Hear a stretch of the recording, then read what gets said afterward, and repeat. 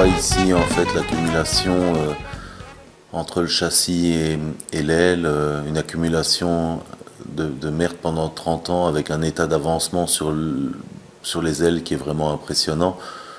Donc vraiment des ailes pourries de chez pourries. L'idée en fait c'est de démonter l'aile. Donc comme on peut voir en dessous du phare, l'aile a une lamelle en métal où il y a des petites vis à retirer, des espèces de parker pour détacher l'avant de l'aile. Après on attaque sur des boulons parker de 10 à l'intérieur de l'aile. On voit aussi que j'ai retiré le clignoteur.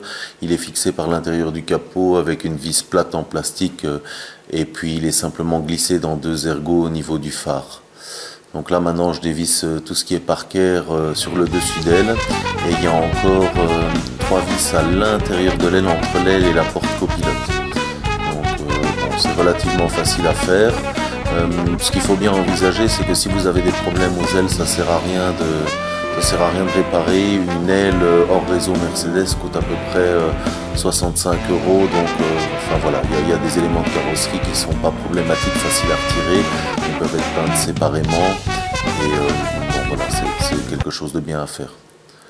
Donc sur la 123, le fait est que l'eau ruisselle le long de la paroi et vient vraiment s'agglutiner. Et là on voit tout ce qui s'est accumulé à cet endroit-là durant 30 ans, quoi. Et ça fait effectivement pourrir la tôle.